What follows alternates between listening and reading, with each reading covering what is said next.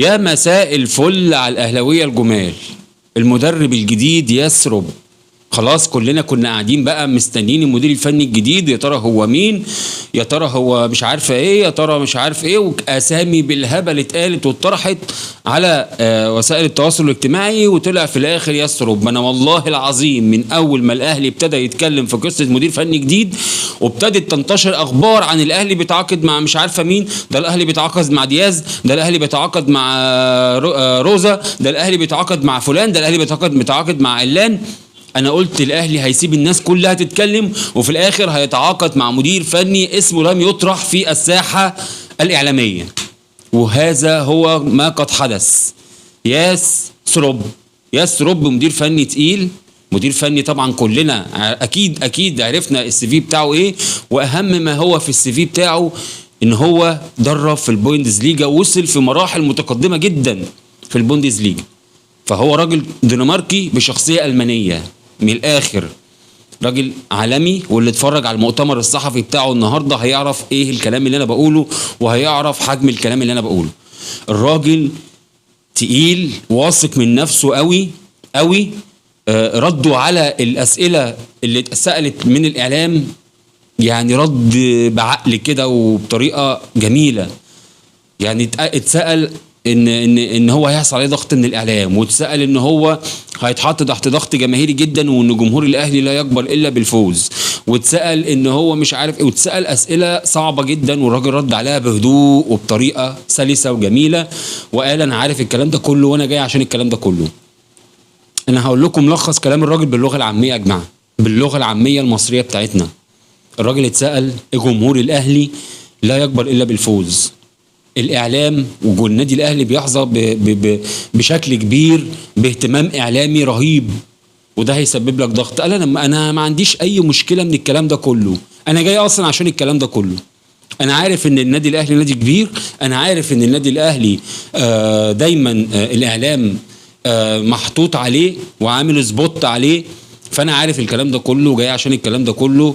واتسال انت اتفرجت على النادي الاهلي في كاس العالم للانديه وتابعت مباريات للنادي الاهلي؟ قال لك انا تابعت مباريات للنادي الاهلي، وقدم براهين كمان للكلام ده، وقال انا نادي الاهلي لعب 3 مباريات في كاس العالم للانديه وانا اتفرجت عليهم، واتفرجت على مباريات الدوري اللي اتلعبت للنادي الاهلي، او بعض من مباريات الدوري اللي اتلعبت اللي النادي الاهلي لعبها في الفتره اللي فاتت بعد رجوعه من كاس العالم للانديه.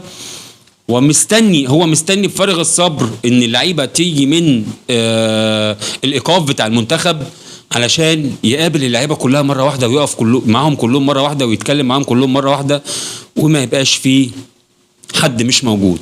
خد جولته الجميله جوه ملعب مختار التتش، ووروه كل حاجه، مكتبه وصاله الجيم وصاله واوضه اللبس والغرفه بتاعت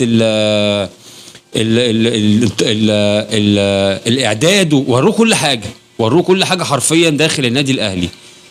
فالراجل جاي عارف ايه هو النادي الاهلي، وعارف الضغط اللي هيتحط فيه، وعارف الجمهور ايه والدنيا فيها ايه، وفاهم كل حاجه.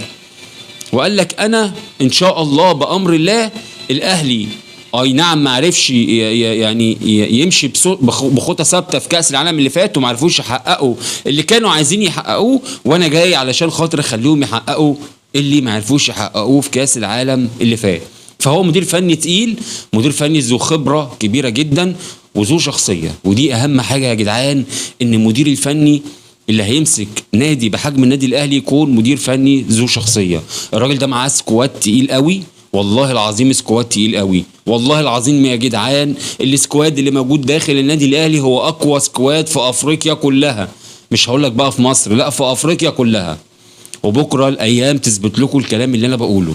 فهم مش محتاجين غير مدير فني تقيل زي يثرب باذن الله يكون هو المدير الفني اللي يحقق طموحات جمهور الاهلي كله، ويجيب لنا كل البطولات باذن الله هذا الموسم.